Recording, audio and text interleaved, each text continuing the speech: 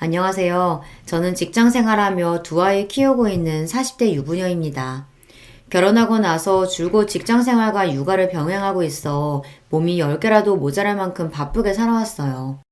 그것만으로도 이미 제 생활에 다른 여유라고는 없이 할 일이 넘쳐나서 포화 상태였기 때문에 솔직히 그동안 친구 한번 마음 놓고 만나기도 쉽지 않았어요. 친정이나 시댁 역시 살뜰히 챙길 만한 여력이 되지 않았고요. 그래서 차마 상상할 수조차 없었던 일이 벌어졌을 때 어디에다 하소연할 곳도 없어 답답한 마음에 속이 터져나가는 줄 알았습니다. 저를 이렇게나 당황하게 만든 사람은 다름 아닌 저희 친정엄마였습니다.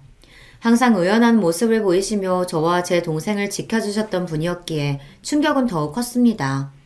솔직히 저는 제가 저희 엄마 때문에 속 썩일 일이 생길 거라고는 생각조차 해본 적이 없습니다. 그렇기에 엄마의 일탈은 놀라움을 넘어 제게 배신감까지 안겨줄 정도였어요. 엄마, 아니지? 설마 내가 잘못 본 거지? 엄마가 그럴 리가 없잖아. 나도 참을 만큼 참았다, 정말. 엄마는 사람 아니냐? 이게 너희한테 이렇게까지 얼굴도 못 들 정도로 사죄해야 할 일이야? 제발 정신 차려, 엄마. 살면서 이 일만큼 저를 경악하게 한 일이 없었습니다. 어디 가서 누구한테 속 시원하게 털어놓을 수조차 없었어요. 답답한 마음에 이리저리 인터넷을 뒤지다 알게 된 이 채널이 아니었다라면 아마 마음속을 억누르고 억누르다 못해 터져버리고 말았을 거예요.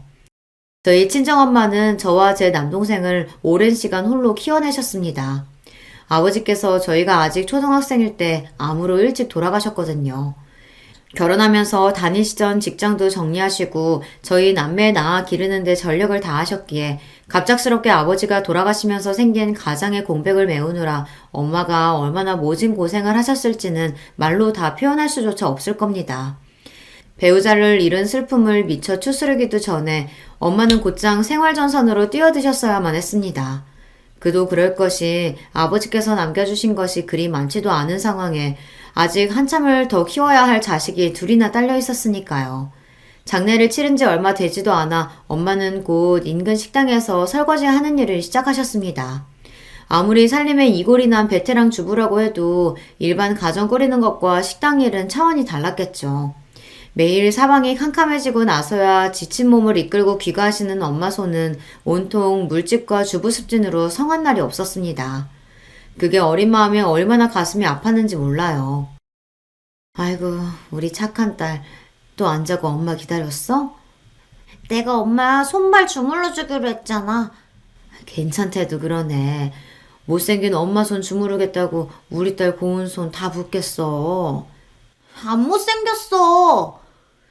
속상한 마음에 소리를 빽 지르긴 했지만 고왔던 엄마의 손은 날이 갈수록 퉁퉁 붓고 투박해져만 갔습니다.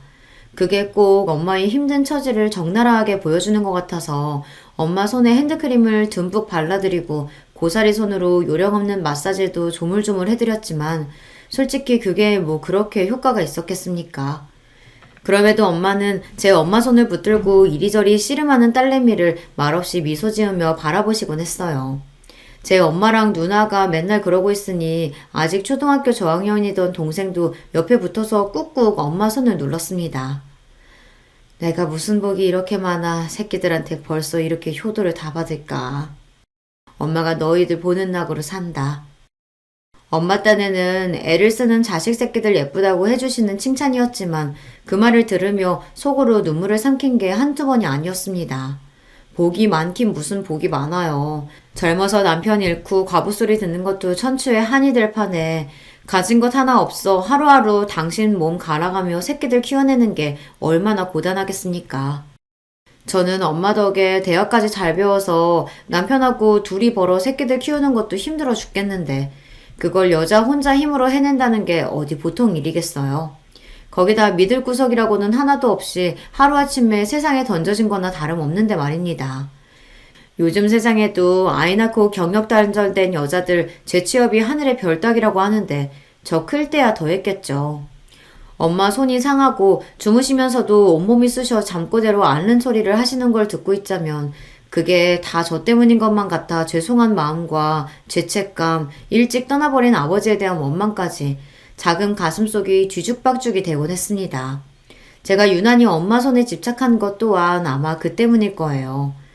저희 앞에서는 차마 티를 내지 못하셨습니다만 아버지 떠나시고 한참이 지나서도 여전히 남편의 빈자리 때문에 힘들어하신 건 역시 알면서도 모른 척 했습니다.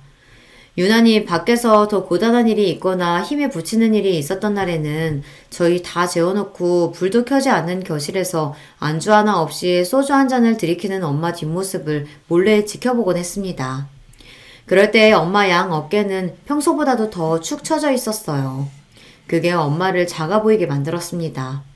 이내 그 작은 어깨가 미세하게 떨리며 엄마의 숨죽인 울음소리가 거실에 작게 맴돌았죠. 지수 아빠, 지수 아빠. 저도 나이를 먹고 결혼해 아이를 낳아 키우면서 직장 생활이나 아이 문제로 자기감을 느껴보지 않은 게 아닙니다.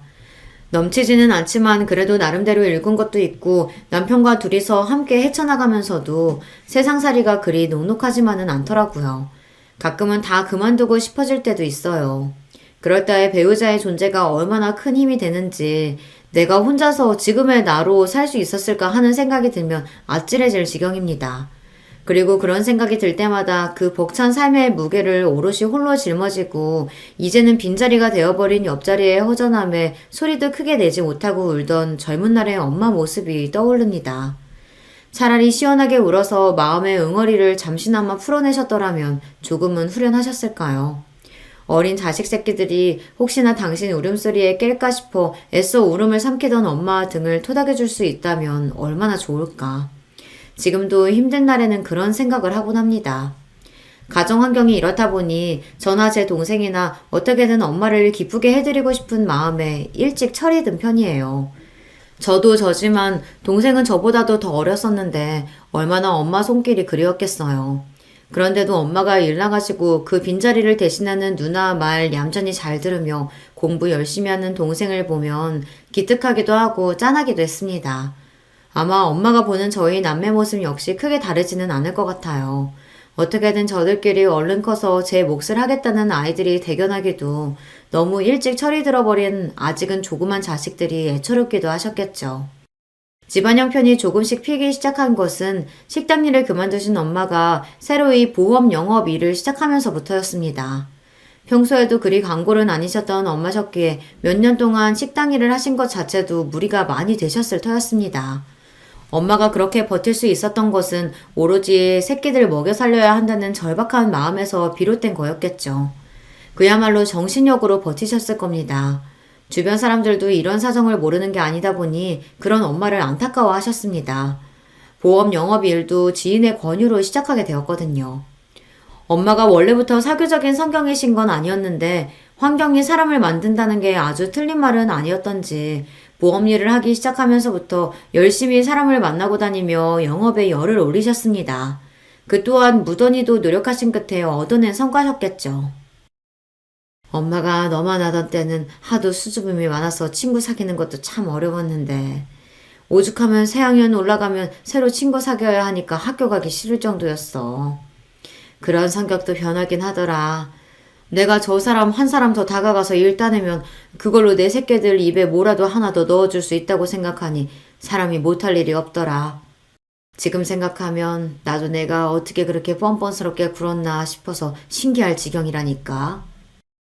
저랑 제 동생 다 시집장가 보내고 이제 죽어도 여한이 없다며 기분 좋게 취하신 엄마가 해주신 말씀입니다. 엄마의 노고야 저희 남매 모두 잘 알고 늘 감사하는 마음이었으나 본인 입으로 직접 저런 말씀을 해주신 건 그때가 처음이었습니다. 엄마는 후련하게 말씀하시는데 그걸 듣는 저랑 제 동생은 마음이 너무 아려서 눈물을 참느라 입술을 꽉 깨물어야 했어요. 이제 각자 가정을 꾸릴 수 있을 만큼 자식들 다 장성했으니 더 이상 그런 고생은 하지 마시고 편하게 지낼 수 있도록 최선을 다하리라 다짐했습니다. 아마 남편과 처음에 쉽게 가까워질 수 있었던 것도 이런 제 성장 배경과 아주 연관이 없지는 않을 거예요. 남편도 저처럼 편부모 가정에서 자랐거든요. 다른 점이 있다면 제가 아빠를 일찍 여의고 홀어머니 밑에서 자랐다면 남편은 어머니가 일찍 돌아가셔서 시아버지께서 홀로 아들을 키우셨다는 겁니다. 나 하나 낳고 어머니가 내도록 아프셨어. 엄마에 대한 기억을 떠올리면 항상 아파서 누워 계셨던 것만 생각나서 사실 엄마랑은 별로 추억이 없어. 일하시면서도 아버지가 나까지 돌봐주시느라 항상 고생하셨지. 시어머니께서는 8년간 투병 생활을 하시다 운명을 달리하셨다고 해요. 말이 8년이지 그게 보통 긴 세월인가요? 거의 10년이 다 되어 가는데 혼자서 돈 벌면서 아이 키우는 것도 쉽지 않은데 거기다 배우자의 간병까지 하셨던 시아버지셨습니다. 오죽하면 긴병에 효자 없다는 말이 다 있겠습니까? 부모 자식 간에도 그러한데 부부 간에 그러기에 더욱 어려운 일이었겠죠. 요즘도 그렇지만 특히 남편이 아내 간병하는 건 그리 흔하지 않잖아요. 그럼에도 묵묵히 자신에게 주어진 모든 상황을 감내하고 받아들이신 시아버지셨습니다. 지금에서야 나도 어른이 되고 자식 낳아 키워보니까 그때 아버지 삶이 얼마나 고단하셨을까 싶어.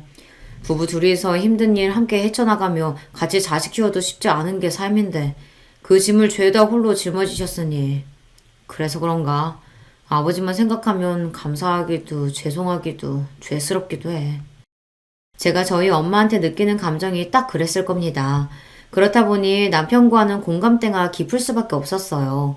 제가 엄마가 그렇듯 남편에게 아버지란 존재가 얼마나 소중하면서도 무거운 존재일지 이해가 되었습니다. 시아버지께서는 말씀이 많으신 편은 아니셨지만 항상 다정하셨어요. 시집오고 첫 시어머니 제사가 있던 날 부랴부랴 퇴근하고 시댁에 갔더니 이미 혼자서 제사상 준비를 다 맞춰놓으셔서 얼마나 안절부절 못했는지 모릅니다. 내 안사람 챙기는 일인데 내가 하는 게 당연하지. 새아기 네가 미안할 게 뭐가 있어. 나야 늘 하던 일 한 건데 뭐. 무심한 듯 말씀하시지만 그 이후로도 제게 며느리로서 어떠한 의무를 강요하시거나 시댁 살림 일체에 단 한 번도 손대도록 두신 적이 없던 시아버지십니다. 이런 아버지의 영향인지 남편도 결혼 전부터 살림이나 요리가 아주 수준급이었어요. 저도 엄마 일하러 나가시고 안 계시는 동안 동생이랑 같이 이것저것 해먹으며 집도 나름대로 치운다고 치우며 살았는데 남편 하는 거에 비하면 그건 살림 축에도 못 듭니다. 시아버지께서도 손맛이 아주 좋으신 편이시니 이건 남편이 본인 아버지 보고 배운 게 맞겠죠. 어릴 적부터 아버지가 살림하시는 걸 보고 자라서 그런가. 나한테는 그냥 당연한 일이야. 여자고 남자고를 떠나서 사람이 성인이 됐으면 자기 밥 정도는 당연히 알아서 차려 먹을 줄 알아야지. 그러니까 당신도 괜히 결혼했다고 연애할 때보다 뭘 더 하겠다느니 그런 부담 가질 필요 없어. 본인 아버지 닮아 다정한 말을 참 무심하게도 하는 남편이었습니다. 엄마가 저희 남매 키우면서 하도 고생을 하셔서 그런가 사실 결혼에 대한 두려움이 있었던 저였거든요. 아마 남편의 저런 다정한 성정이 아니었다면 애를 둘이나 낳을 엄두조차 내지 못했을 거예요. 결혼 전에는 저처럼 편부모 가정에서 자랐다는 소리에 다소 걱정을 하시던 저희 엄마도 남편이 저한테 하는 걸 보고는 그만 정을 듬뿍 줘버리고 말았습니다. 요새 남자들은 우리 딸랑은 다르다더니 아무리 그래도 그렇지 조서방 같은 남자가 다 있구나 싶다. 우리 딸이 엄마 닮아 남자 보는 눈이 있네. 흐뭇하게 말씀하시는 엄마를 보니 괜히 쑥스러워서 마음에도 없는 말이 튀어나오더라고요. 남자 보는 눈은 무슨 지금껏 우리 키운다고 그렇게 고생해놓고 그런 소리가 나와? 그거야 너희 아빠가 일찍 아파서 그랬던 거지. 너희 아빠도 타고난 성정은 다정한 사람이었어. 너희가 잘 기억을 못해서 그렇지. 너희 아기 때도 얼마나 물고 빨고 예뻐한 줄 알아? 나한테도 참 잘했고. 사람 병드는 걸 무슨 수로 미리 알았겠어. 너희 아빠 참 좋은 사람이었어, 지수야. 뜻밖의 훅 들어오는 아빠에 대한 이야기에 그만 눈시울이 시큰해지고 말았습니다. 애써 눈물을 꾹꾹 눌러 참으며 짐짓 아무렇지 않은 듯 화제를 돌렸습니다. 아빠 하나 가지고 그러는 거면 표본이 너무 적은 거 아니야? 엄마 결혼하기 전에 만난 남자친구들은 다 정했어? 남자친구들은 무슨? 내 팔자에 남자가 그리 많겠어? 그래도 참 좋았던 사람 하나는 있었지. 농담처럼 꺼낸 말인데 정말 누가 있기는 있었던 모양인지 잠시 젊었던 그 시절로 돌아간 것처럼 엄마 눈이 아련해졌습니다. 기껏해야 아빠 하나 만나고 시집와서 내도록 고생한 줄 알았더니만 그래도 엄마한테도 훗날 추억할 만한 상대가 있었다는 생각이 들자 엄마도 여자였구나 하는 생각이 새삼 들더라고요. 도대체 얼마나 근사한 분이셨길래 우리 지은승 여사를 이렇게 추억에 짓게 만들어? 응? 얘기 좀 더 해봐, 엄마. 아유, 내가 괜한 소리를 다 했다. 딸내미 시집 갈 때가 되니까 괜히 나까지 기분이 말랑말랑해져서는. 다 늙어서 정말 주책이다. 아이, 그냥 못 들은 셈 쳐. 사람 궁금하게 만들어 놓고 이제 와서 그러는 게 어딨어. 말 좀 더 해보라니까? 그렇게 한참 투닥거려도 더 말씀해 주시지를 않더라고요. 엄마의 첫사랑 이야기라니 아빠가 엄마의 첫사랑이 아니었다는 것도 속으로 좀 놀라웠고 엄마한테도 감춰진 옛사랑이 있다고 생각하니 왠지 모르게 간지러운 기분이 들기도 했습니다. 결혼 전에 저도 시아버지께 이미 인사를 드린 바가 있었고 남편 역시 연애할 적부터 저희 엄마한테 참 살갑게 잘했어요. 두 분 모두 저희를 예쁘게 봐주신 덕분에 아직 저희끼리 결혼 이야기를 본격적으로 주고받기도 전부터 양쪽 어머니 아버지께서 저희 결혼을 기정사실로 받아들이고 계셨어요. 결혼 준비를 시작하면서 어른들 반대 같은 건 걱정해 본 적도 없었습니다. 사실상 허락이야 진작에 하셨던 거고 양가 부모님 상견례만 당연히 의례로 남아있을 뿐이었죠. 말이 거창해서 상견례지 남편 쪽이나 저나 식구가 참 단촐했습니다. 저희 집이야 어른이라고는 엄마 한 분에 형제도 남동생 하나가 전부였으니까요. 남편 쪽은 더했어요. 외아들인 남편 하나 보고 사별한 이후에도 시아버지께서는 단 한 번도 재혼 이야기를 꺼내신 적이 없다고 했습니다. 우리 엄마야 아버지 돌아가신 직후에 워낙 우리 집 상황이 안 좋기도 했고 목구멍이 포도청이었으니까 그렇다고 치더라도 자기네 집안은 그 정도는 아니었잖아. 집안 형편도 나 어릴 때보다는 여유 있다고 했고 분명 주변에서 재혼하라고 누구 소개시켜준 애 만에 가만히 뒀을 리가 없는데 지금껏 혼자시라니. 아버님도 참 대단하시다. 사실 남자 혼자 자식 키우면서 그 나이까지 홀로 지내는 게 쉬운 일이 아니잖아. 나라고 그런 얘기 왜 안 해봤겠어. 새엄마 생기면 혹시 구박당하지 않을까 하는 철없던 생각도 머리 좀 굵고 나서는 딱히 해본 적도 없고. 아무려면 우리 아버지 같은 사람이 재혼하면서 그런 것도 안 따지겠나 하는 믿음이 있었으니까. 그래서 내가 나도 이제 클 만큼 컸으니까 아버지도 연애 좀 하시고 좋은 아줌마 있으면 재혼도 하시랬더니 아버지가 뭐라고 하시는 줄 알아? 머리에 피도 안 마른 게 다 컸다는 소리는 잘도 한다면서 꿀밤 맞았어. 너 한참은 더 커야 한다고. 자기 재미 빼앗을 생각하지 말래. 당신은 이미 사랑은 질리도록 해봤으니 쥐뿔도 모르는 너나 무럭무럭 커서 장가 잘 갈 생각하라고. 와, 아버님이 어머님을 정말 많이 사랑하셨나 보다. 대단하신 아버님. 실은 나는 그건 잘 모르겠어. 내 기억 속의 두 분은 항상 아버지가 어머니 돌봐드리고 보살펴드리고 그런 것뿐이라서 두 분 사이에 애틋함이 남아있을까 싶기도 하고. 자기도 아버님 아프셨으니 이해하겠지만 간병이 쉬운 일도 아닌데 그걸 하루 이틀도 아니고 그 긴 시간 동안 했으니 어디 그게 사랑만으로만 가능하겠어? 그렇게 말씀은 안 하시겠지만 어느 정도 의무감도 있으셨겠지. 나는 지금이라도 좋은 분만 나타나시면 아버지 그만 혼자 계셨으면 좋겠어. 지금까지 혼자서 흘려보낸 아버지 청춘만 해도 너무 아깝잖아. 자식들이 옆에서 너무 부추겨도 민망해 하실지도 몰라. 우리 엄마도 딸내미 시집 가기 전에 엄마가 먼저 시집 가야 하는 거 아니냐고 하면 말도 안 하는 소리 한다고 아직도 얼마나 부끄러워 하시는데. 또 모르지. 자식들 보기 민망해서 차마 말씀은 안 하셨을지 몰라도 그동안 우리 모르게 연애도 하고 그러셨을지도. 글쎄, 우리 아버지가 과연 그러셨으려나. 그러니까 모를 일이라는 거지, 내 말은. 그렇게 말은 하면서도 저희 엄마가 저희 남매 모르게 어떤 모르는 아저씨와 데이트하는 상상은 잘 되지 않더라고요. 남편 역시 마찬가지인 것 같았습니다. 옆에 짝꿍이 없는 부모님 밑에서 자라다 보니 이런 상상도 하게 되고 기분이 이상했습니다. 어찌되었든 저희 엄마나 아버님이나 뒤늦게나마 좋으신 분 만나신다면 자식으로서 기꺼이 행복을 빌어드리리라는 마음만큼은 진심이었어요. 시간은 흘러 양가 상견례 날이 되었습니다.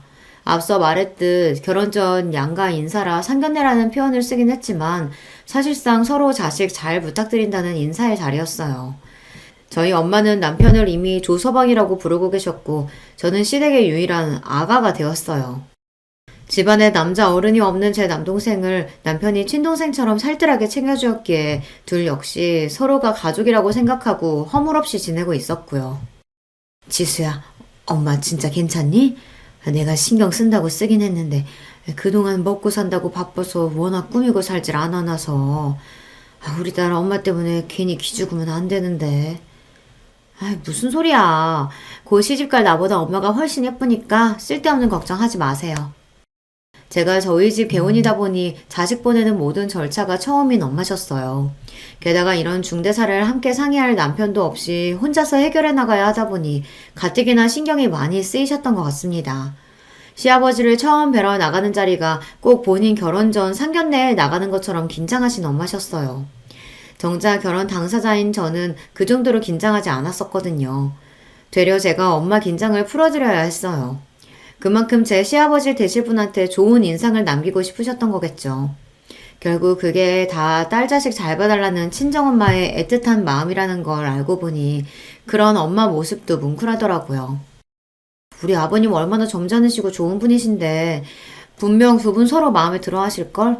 내가 보기엔 엄마나 아버님이나 결이 같은 사람들 같아. 그렇게 확신하며 상견례 장소로 엄마와 함께 들어섰어요. 약속 장소에는 이미 남편과 시아버지께서 도착해 계셨습니다. 저를 보고 평소와 같은 부드러운 미소를 짓던 시아버지께서 제 뒤에 함께 들어오시던 저희 엄마를 보고 순간 멈칫하셨습니다. 뒤돌아보니 엄마 역시 시아버지 얼굴을 보고 순간 당혹스러워 하시는 기색이었어요. 혹시 두 분이 일면식이 있으신 사이인가 싶어 다시 두 분을 획 돌아보자 언제 그랬냐는 듯 두 분 표정이 다시금 평정을 찾으셨습니다. 내가 괜히 예민하게 받아들인 건가.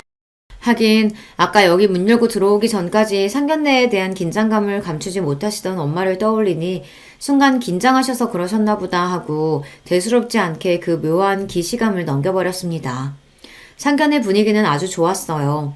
이미 피차 서로 가정사에 대해서는 알아야 할 건 모두 다 알고 있었고 이미 결혼 준비도 본격적으로 시작되었어요. 이 자리는 장차 사돈일 될 두 분 어른들의 안면을 익혀두는 데 의의를 둔 자리였어요. 그러니까 친목 자리나 다름없었죠.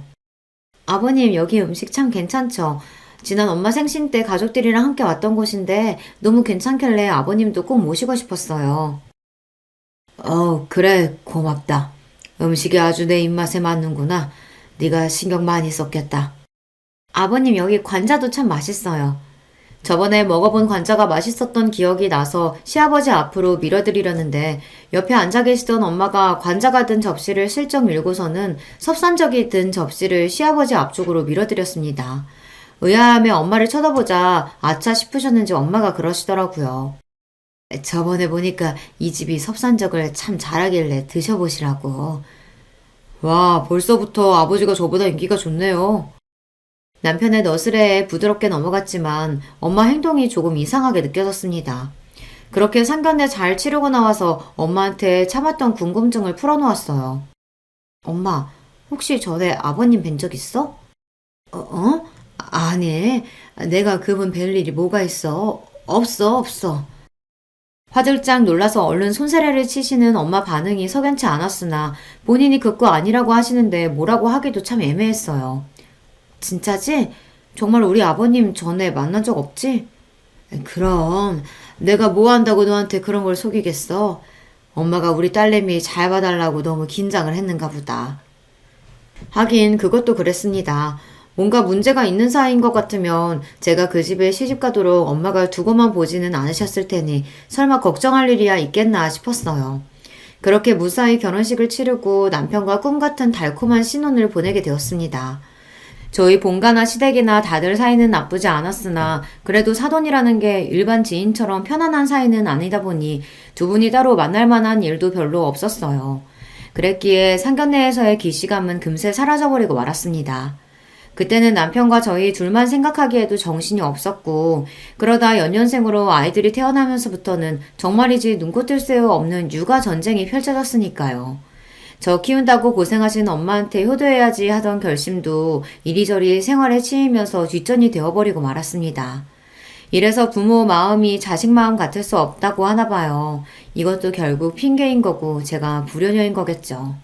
남편과 둘이서 으쌰으쌰 해가며 힘을 내보아도 직장 다니면서 아이 둘 키우기가 쉽지가 않더라고요. 아이들 생긴 이후부터는 양가의 도움도 참 많이 받았습니다. 효도는커녕 손자까지 떠맡기는 못난 자식이 되어버려 송구스럽기가 이를 데 없었어요. 하지만 그런 못난 자식도 감싸 안아주시며 손자들에게 듬뿍 사랑을 쏟아주시는 두 분이셨습니다. 피치 못하게 남편과 저 두 사람이 동시에 야근이라도 하게 되는 날이면 저희 친정으로 혹은 시댁으로 아이들을 바쁘게 날라댔어요. 그마저도 할 수 없을 정도로 정신없이 바쁜 날에는 저희 엄마나 시아버지께서 직접 저희 집으로 와주실 때도 종종 있었습니다. 그럴 때마다 죄송스러워서 어쩔 줄을 모르는 저희에게도 언제나 대수롭지 않게 말씀하셨습니다. 자식 키우다 보면 별일 다 있는 건데 둘 다 사회생활 하느라 바쁜 사람들이 그럼 너희 둘 힘으로만 애들 키울 수 있을 줄 알았어? 다 이렇게 주위 도움도 받아가면서 애들 키우는 거야. 조서망한테도 괜히 마음 쓰지 말라고 하고. 기태 다 키우고 헛헛한 노인네한테 손자들 얼굴 보여주는 것만한 효도가 또 어디 있다고. 이렇게 자주 봐야 정윤이, 정우랑 정도 더 많이 들고 그러지. 할아버지라도 아무것도 안 하면 노인이면 어떻게 애들이 편히 여기겠어. 덕분에 나도 요즘 시간 가는 줄 모르고 무료하지 않게 잘 보내고 있다. 그러니까 너무 그럴 거 없어. 두 분 도움이 없었더라면 저희 부부가 누굴 믿고 아이들을 마음 놓고 맡길 수가 있었겠어요. 가정을 꾸리고 이 나이를 먹어서도 부모님 은혜를 입고 사는 저희들이었습니다. 두 분께는 항상 감사하고 죄송스러운 마음이었죠. 그날은 저희 부부가 회사에서 제공하는 종합검진을 받는 날이었어요. 공교롭게도 시기가 겹치는 바람에 이왕 이렇게 된 거 검진 날짜를 맞춰서 간만에 남편과 평일 대낮에 데이트를 하기로 했습니다. 결혼 전에는 짬짬이 점심시간이라도 서로 얼굴 보면서 짧은 평일 데이트를 즐기고는 했습니다. 저희 둘 다 회사 거리가 그리 멀지 않은 편이었거든요. 그것도 아이들 태어나서는 엄두도 못 낼 일이었습니다. 그럴 여유가 있다면 어떻게든 근무 시간 내에 업무를 끝내고 한 사람이라도 일찍 아이들 보러 곧장 집으로 들어가야 했으니까요. 비록 내시경 검사 때문에 쫄쫄 굶는 공복 상태이긴 했어도 오랜만에 연애할 때로 돌아간 것 같아서 기분은 좋았습니다. 그렇게 가볍게 속을 채우고 벌써 예전부터 가보고 싶었지만 도저히 짬을 낼 수 없어서 항상 미루기만 했던 카페에도 가보기로 했습니다. 아, 이게 정말 얼마만의 여유야. 집에서는 커피 한 잔 제대로 마실 수가 없었는데. 좋다 진짜. 그렇게 좋아? 우리 마마님 이렇게 좋아하실 줄 알았으면 진작 시간 만들걸. 내가 잘못했네. 아휴, 자기라도 뭐 어디 그럴 시간이나 있었어? 말만 들어도 좋네. 그렇게 서로 싱그러운 너스레를 주고받으며 드물게 주어진 평일 낮의 여유를 즐기고 있었습니다. 전면 유리창으로 된 그 카페에서 가장 목이 좋은 자리에서 창밖을 바라보니 바쁘게 지나는 사람들조차 멋진 풍경처럼 보였어요.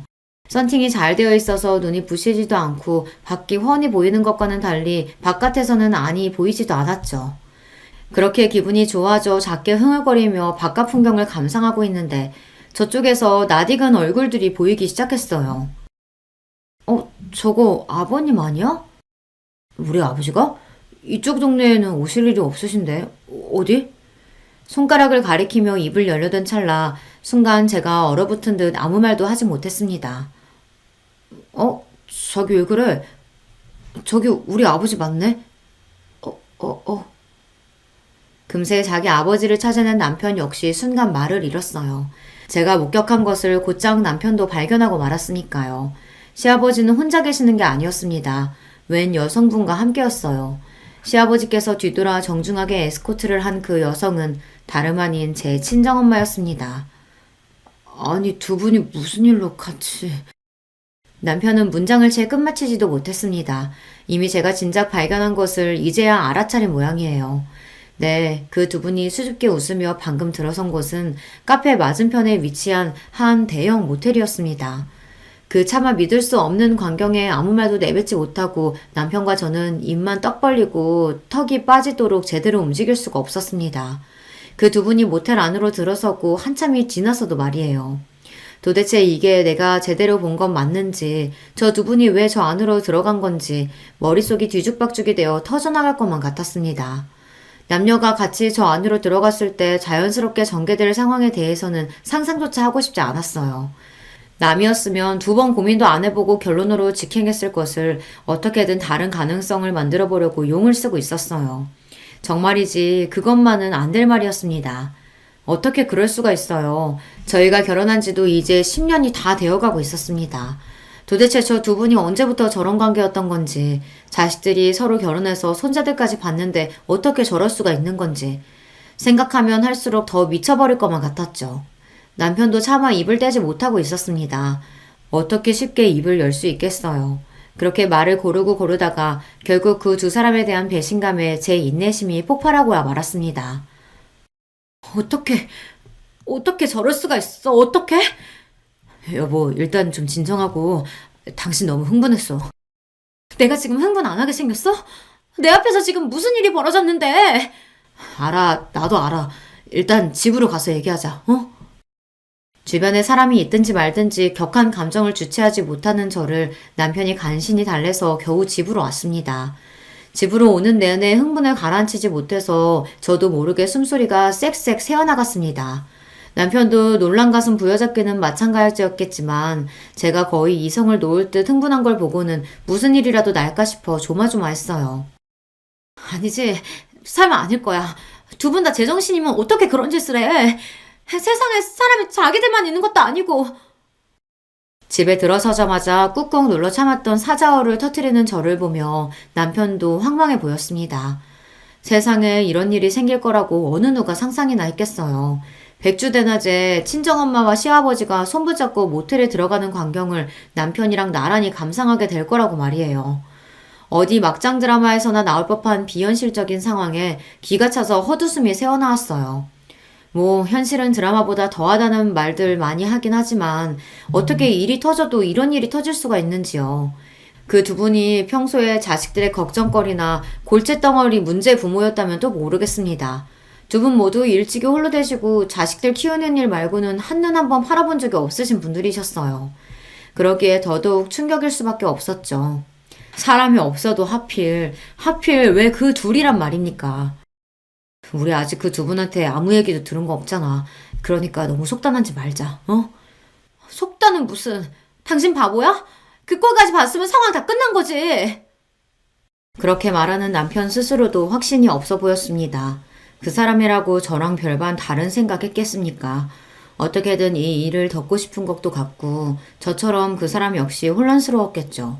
저 역시 한껏 흥분해서 쏟아내고 나자 차츰 머리가 차갑게 식기 시작했습니다. 그러니 이걸 이제 어떻게 대응해야 하나 골머리가 아파지기 시작했습니다. 이대로 모른 척 지나가느냐, 대놓고 이 일탈을 그만둘 것을 종용하느냐 결정을 해야 했으니까요. 당신은 어쩔 생각이야?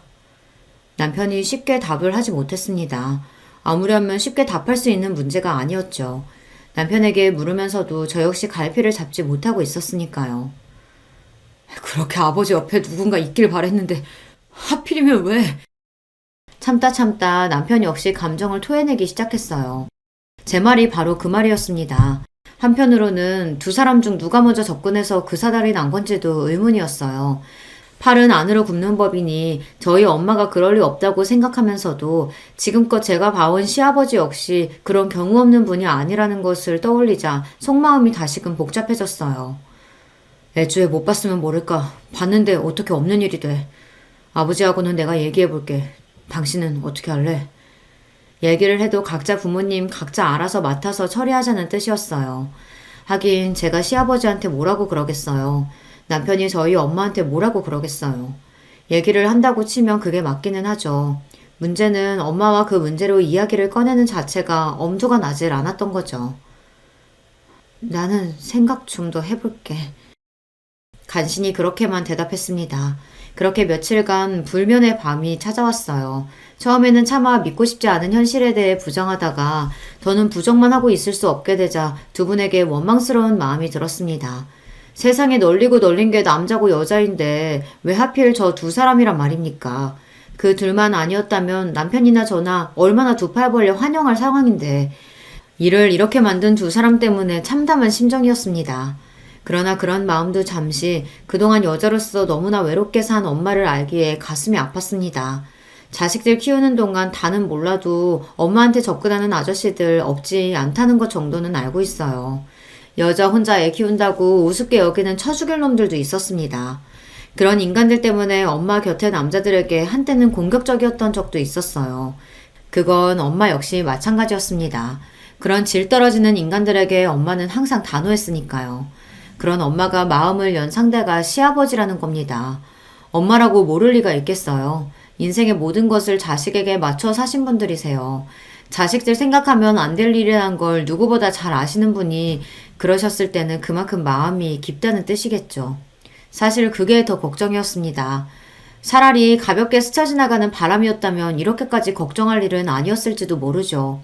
하지만 저희 엄마도 시아버지도 쉽게 마음 내주실 만한 분들이 아니셨어요. 모르긴 해도 그 두 분 사이가 여간 깊지 않을 거라는 생각에 가슴께가 꽉 막히는 기분이었습니다. 여기까지 결론을 내고 보니 모른 척하고 지나가려고 해도 그럴 수 있는 일이 아니라는 걸 깨달았죠. 결국 무거운 마음으로 엄마와 대면하게 되었습니다. 오랜만에 딸내미가 데이트 신청했다고 마냥 기쁘게 나오신 엄마 얼굴을 보니 화가 남과 동시에 엄마 인생이 가여워서 심장이 쥐어짜는 듯 했습니다.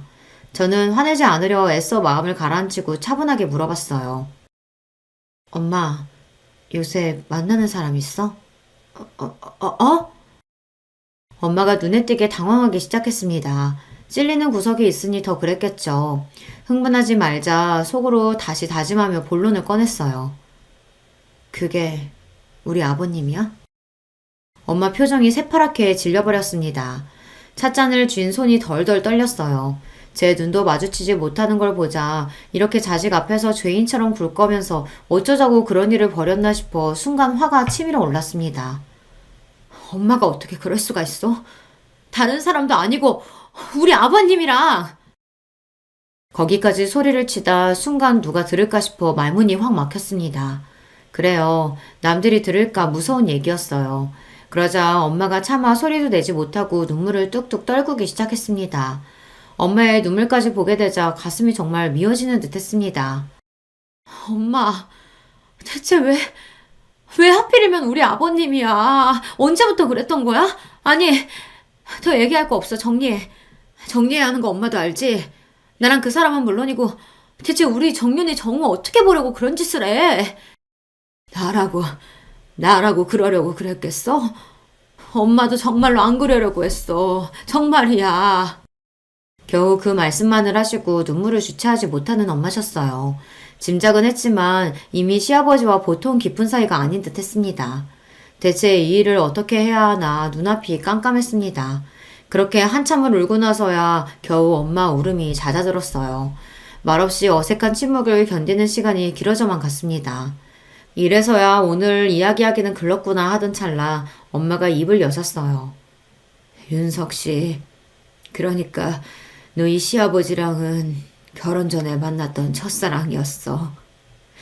당시에 부모님 반대가 심해서 헤어지고 몇 년을 힘들어하다 만난 게 네 아버지였고 네 아버지를 진심으로 사랑했고 함께 사는 동안 충실했지만 윤석 씨랑 헤어지면서 워낙 힘들었기 때문에 살면서 가끔씩 생각은 났었어.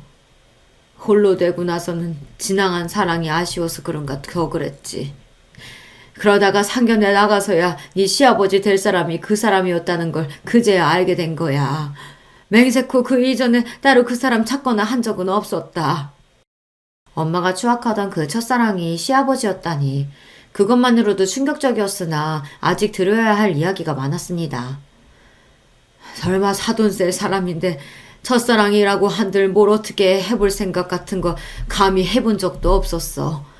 이렇게 된 마당에 이런 소리 하니 믿기진 않겠지만 정말 추워도 그런 생각하지 않았다. 사돈자리가 원래도 그리 자주 볼 자리는 아니긴 했지만 일부러라도 마주치는 일 없게 하려고 내 딴에는 가지내를 썼어. 그러다 자식들 다 시집 장가 보내고 혼자 남으니 헛헛한 마음이 더해지더라. 너희 바쁠 때 애들 봐주러 너희 집에도 들락거리다 보니 본의 아니게 윤석 씨와 마주치는 일이 잦아지더라. 그러면 안 된다고 생각하면서도 끝이 그래서 그랬는지 쉽게 미련이 떨어지질 않더라고. 그러면 안 된다고 자식들이랑 손자 볼 낯 없다고 생각하면서도 여전히 다정한 그 사람한테 마음이 가는 건 어쩔 수가 없었다. 당장 헤어지라고 윽박지르고 싶은 마음이 들면서도 엄마가 가여워서 어떻게 해야 할지 모르겠더라고요. 오죽하면 그랬을까, 오죽하면. 그 생각이 드니 차마 입을 떼기가 쉽지 않았습니다. 엄마, 아무리 그래도 그렇지. 우리가 결혼하기 전이면 또 몰라도 지금 손주가 둘이나 있잖아. 엄마 스스로도 떳떳하지 못한 이 관계를 계속 이어나가겠다는 거야? 나중에 우리 애들이 알게 되면 엄마 손자들한테 이렇게 말할 수 있겠어? 엄마가 잘못한 거 알아. 엄마가 정말 미안해, 지수야. 잘못한 거 아니까 아무한테도 얘기 안 하려고 했어. 평생 비밀로 묻고 가려고 했어. 하지만 절대로 가벼운 마음으로 이런 짓 벌인 거 아니다.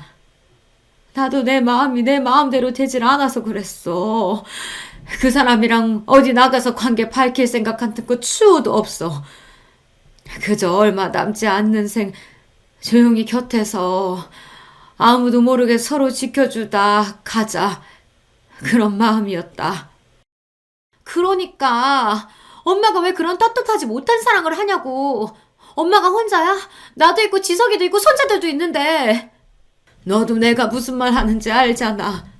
자식이랑 어떻게 같겠어. 하필이면 그 사람이 너희 시아버지라서 엄마가 정말 미안해. 엄마가 정말 씻을 수 없이 큰 죄를 지었다. 앞으로는 절대 들키지 않게 너희들한테 티도 내지 않게 조심할 테니까 그냥 모른 척 해줄 순 없겠어? 엄마. 예상보다 강경한 태도였습니다. 이쯤 하면 엄마가 스스로 포기하실 줄 알았어요. 하지만 엄마 스스로도 어쩔 수 없는 마음이라니 제 눈도 못 마주치고 죄스러워하시면서도 끝내 시아버지와 정리하겠다는 말씀만큼은 하지 않으시는 엄마를 보는 제 속이 복잡해졌습니다. 엄마는 죽어도 정리를 못 하시겠대. 제 마음대로 되는 일이 아니래. 아버님하고는 얘기해봤어? 집에 돌아와 남편에게 그날 일을 털어놓았습니다. 말이 이어질수록 남편 표정도 어두워져만 갔습니다. 한숨을 푹 내쉬며 남편이 말했습니다. 우리 아버지도 마찬가지야. 난 우리 아버지한테 그런 면이 있는 줄은 몰랐다. 뭐라고 하시는데? 장모님 감싸기부터 하시더라. 잘못이 있으면 다 자기가 잘못한 거라고. 장모님은 잘못한 거 하나도 없으시다고. 그러니까 욕을 하거들랑 자기한테만 하고 원망도 자기한테만 하래. 무슨 성인군자도 아니고. 그렇게 말하는 남편 표정이 말이 아니었습니다. 지금 제 표정도 딱 저렇지 않을까 싶었어요. 한참을 말을 고르고 고르더니 이윽 후 남편이 입을 열었어요. 여보, 그냥 우리 모른 척하고 두 분 그냥 두면 안 될까? 여보. 그렇잖아. 그날 우리가 그렇게 우연히 두 분 본 거 아니었으면 애초에 이런 일이 생기지도 않았겠지. 평소에 두 분이 자식들이야 어찌됐든 신경도 안 쓰시는 분들이었다면 또 몰라. 자식밖에 모르시던 분들인 거 뻔히 아는데 두 분 사이가 그렇게 되기까지 얼마나 마음고생이 심하셨겠어. 서로 첫사랑이라고 하셨잖아. 애꿎게 사돈 사이로 다시 재회하긴 하셨지만 서로 마음 안 주려고 또 얼마나 애를 쓰셨겠어. 우리 결혼한 지 벌써 10년이 다 돼가. 그 긴 시간 동안 접지 못한 마음이면 정말로 접을 수 없는 마음이니까 그러신 거 아니겠어? 두 분이 당장 결혼을 하신다는 것도 아니고 앞으로 그러실 분들도 아니고 그러니까 설득을 하라고 보내놨더니 당신이 설득돼서 오면 어떡해. 당장 결혼을 하실지 말지 그걸 어떻게 알아? 저 두 분 만날 거라고는 어디 상상이나 했어? 제 말에 남편 말문이 딱 막혔습니다. 저라고 어디 저희 엄마한테 상처 주는 말 하고 싶었겠어요. 하지만 이게 사회적 통념이었어요. 이번에야 우리 둘한테 들켜서 그나마 집안 문제로 넘어갔지. 혹시 두 분이 사돈인 걸 아는 다른 사람들이 보기라도 했으면 어떻게 됐겠습니까? 두 분의 지난한 역사야 알 바 아닌 타인들의 눈에 그 두 분이 어찌 비칠지 상상만 해도 아찔했어요. 그 시선에 또다시 다치게 되실 엄마를 생각하니 더더욱 그랬습니다. 제가 겨우 저희들 생각만 해서 그런 모진 말을 했겠어요. 이 관계는 누구보다 엄마 스스로에게 위험한 관계였어요. 고민 끝에 결국 시댁으로 시아버지를 찾아가게 되었습니다. 두 분 관계를 알게 된 이후에 처음 걸음하는 거였어요. 그만큼 시아버지 얼굴을 뵙기가 쉽지 않더라고요. 시아버지 역시 마찬가지였겠죠. 엄마와 마찬가지로 죄인처럼 제 얼굴을 제대로 찾아보지도 못하는 시아버지를 보니 마음이 배로 무거워졌습니다. 네가 얼마나 황당하고 황당한 마음일지 내가 짐작조차 할 수가 없구나. 너나 우리 희태에게는 정말 입이 10개라도 할 말이 없다. 아버님, 정말 다시 생각하실 순 없으시겠어요? 네가 뭘 걱정하는 줄 안다. 우리도 그날 이후로 따로 안 보고 연락만 주고받고 있어. 너희들을 허락받고 만난 건 아니었지만 모르면 몰라도 너희가 알고 있는데 너희 허락받지 않고 만나는 건 정말 너희를 기만하는 것 같아서. 애초에 암만 하셨다면 기만이 아니었을 텐데 이제 와서 고지식하게 저희 허락만을 간절히 바라시는 것 또한 딱 두 분 같으셨어요. 인정하기 싫지만 두 분이 마음으로 이어져 있다는 걸 인정하지 않을 수가 없었습니다. 나도 그렇지만 은숙 씨도 지금까지 살아온 인생이 녹록지 않다는 거 너도 잘 알고 있지 않니? 우리는 크게 뭘 바라는 게 아니야. 이 나이에 감히 살림 합친다는 그런 말도 안 되는 생각 해본 적도 없다. 그저 더는 옆이 외롭지 않게 남들에게 티내지 않고 가는 날까지 서로 의지하면서 살도록 도와줄 수는 없겠니? 이쯤 되니 저도 그만 설득할 의욕을 상실하고 말았습니다. 네, 사회적으로 쉽게 용인될 만한 일이 아니라는 건 누구보다 잘 압니다. 그렇다고 어린아이들도 아니고 이제 인생의 황혼기에 접어든 두 분을 어디 강제로 묶어놓을 수도 없고 제가 떼어놓는다고 해도 결국은 돌고 돌아서 서로 만날 분들이라면 애초에 제가 어떻게 손을 쓸 수 있는 일도 아니지 않습니까? 무엇보다 시아버지는 제가 그동안 보았던 제 엄마한테 관심을 표하던 그 어떤 사람보다도 제 엄마를 소중하게 여기며 정중히 말씀하고 계셨어요. 엄마 인생에 마음에 둔 남자로부터 은숙 씨라는 이름이 불려본 것이 얼마만일까 생각하니 자식으로서는 한사코 말리고 싶으면서도 같은 여자로서는 그런 엄마 마음이 이해가 가지 않는 것도 아니었습니다. 결국 저는 두 분께 백기를 들고 말았어요. 나도 이제 몰라. 엄마 마음대로 해. 단 저번처럼 누구한테 들키거나 하면 그걸로 끝인 거야. 재혼이라도 하려고 치면 그땐 엄마 딸 죽는 날이니까 꿈도 꾸지 말고. 재혼이라니 그런 말도 안 되는 생각 해본 적도 없어. 엄마 정말 죽은 듯 티도 내지 않고 정말 조용하게 아무도 모르게 할게. 네가 이 정도까지 봐주는 게 내 입장에서 얼마나 큰 마음 먹었는지 안다. 네가 걱정하는 일 생기지 않도록 절대 실망시키지 않을게. 약속할게. 됐어. 제발 상처만 받지 마. 나 엄마한테 바라는 거 그거밖에 없어. 그렇게 엄마랑 얼싸안고 한참을 울었습니다. 세상 사람이 뭐라고 하든 저한테 제일 중요한 건 저희 엄마 행복뿐이었습니다. 딸이 되어 더 일찍 그걸 빌지 않는 게 미안했어요.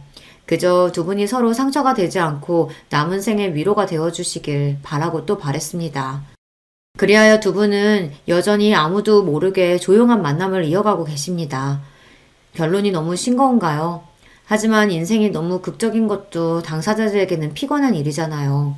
무엇보다 저는 제 엄마의 인생이 드라마틱해지는 게 지금의 가장 큰 두려움이에요. 그러니 앞으로도 그런 일은 없었으면 싶어요. 저희 부부 앞에서는 자제하시지만 저희에게 들킨 후로 두 분은 오히려 후련해 보이십니다. 표정도 한결 편안해지신 게 서로를 많이 의지하시는 것만큼은 사실인 것 같아요. 어디에도 털어놓지 못한 이야기 덜어내니 제 마음도 좀 가벼워지네요. 긴 이야기 들어주셔서 감사합니다. 안녕하세요. 갑자기 문득 제 인생 이야기를 혹시 사연으로 적어본다면 조금은 특별하게 보이지 않을까 싶어지더라고요. 제가 애정을 보내는 이 채널에 그렇게 제 사연을 신청하게 되었습니다. 저에게는 5살 아래의 여동생이 있어요. 아빠, 엄마, 저, 여동생 이렇게 단란한 내 가족의 모습이 제가 기억하는 가장 오래된 제 인생의 장면입니다. 하지만 저희 가족에게는 큰 비밀이 숨겨져 있었어요. 사실 저와 여동생이 이부자매였던 것입니다. 이 엄청난 사실이 가장 처음 어떻게 밝혀졌었는지는 모르겠는데요. 다만 부모님께서 술김에 싸우시다가 하시는 소리를 제가 들었었죠. 이 망할 여편네 같으니라고. 내가 이럴 줄 알았어. 진작 수상하다고 생각을 했었지. 서윤이가 내 딸이 아니라는 생각 내가 진작부터 하고 있었다고! 언제는 서윤이가 세상에서 제일 예쁘다면서? 첫째보다 둘째가 더 귀엽고 사랑스럽다고 할 때는 언제고 이제는 서윤이를 아예 모른 척하려고 해? 당신 입으로 서윤이를 평생 끼고 살겠다고 했었잖아. 당신 미쳤어? 그건 서윤이가 내 딸이 아는 걸 몰랐을 때의 이야기지. 당연히 지금은 꼴도 보기 싫고 내 눈앞에서 사라졌으면 좋겠어. 당신도 마찬가지야. 둘이 함께 사라져. 나는 우리 첫째, 내 딸 서영이만 있어도 상관없으니까. 욕설이 오가는 험악한 상황 속에서 저는 남몰래 입을 틀어막았습니다. 아빠는 제 여동생 서윤이가 당신의 딸이 아니라는 것에 분노하시며 욕을 늘어놓고 계신 거였어요. 그날 엿듣게 된 대화 속에서 얼핏 추측을 해낸 것은 서윤이가 엄마와 친분을 유지하며 지내시던 어떤 아저씨의 핏줄이라는 것이었습니다. 저도 그 아저씨를 잘 알지는 못했지만 얼굴 정도는 알고 있었죠. 충격적이었어요. 이런 말을 하면 너무 적나라한 것 같지만 서윤이는 저희 가족들 사이에서 혼자 외모가 튀긴 했었어요. 어린 나이에도 코가 오똑했죠. 하얗고 결이 좋은 피부나 웃을 때 입술이 들리는 모양은 엄마와 아주 닮았으나 아빠하고는 조금 더 닮은 구석이 없는 자식이 바로 서윤이었습니다. 당연하리만치 함께 동네를 누비면 저희를 잘 모르는 이웃들은 자매인 걸 전혀 눈치 못 챘어요. 그 정도로 안 닮은 자매였죠. 하필 저도 여동생도 각자 친탁을 한 외모였기 때문입니다. 서윤이의 출생의 비밀이 밝혀진 이후 파국으로 치닫고 말았어요. 부모님께서는 결국 이혼을 하셨습니다. 그리고 두 분 다 저희 자매를 책임지지 않으셨어요. 저는 현실을 믿을 수가 없었네요. 아빠, 저 다 알아요. 서윤이는 아빠 딸 아니고 저만 진짜 아빠 딸 맞잖아요. 근데 왜 저까지 버리시는 거예요? 아빠, 저만 있으면 된다고 하셨었잖아요. 저는 울면서 아빠에게 매달렸지만 소용이 없었죠. 그 과정에서 제 여동생 서윤이도 자신의 비밀을 알게 되었습니다. 그런 것을 이해하고 받아들이기에는 너무 어린 나이였는데, 하지만 저 역시 어렸기에 여동생을 배려할 생각조차 당시에는 못했었던 것 같아요. 부모님 두 분 모두 저희를 고아원에 버리고 각자의 인생을 살기도 하신 것을 알고는 제가 엄마의 바지가랑이를 잡고 매달려도 봤었습니다. 엄마, 서윤이가 예쁘게 생겼다고, 커서 큰일 날 것 같다고, 탤런트 시켜도 좋을 것 같다고 맨날 그런 말씀하셨었잖아요.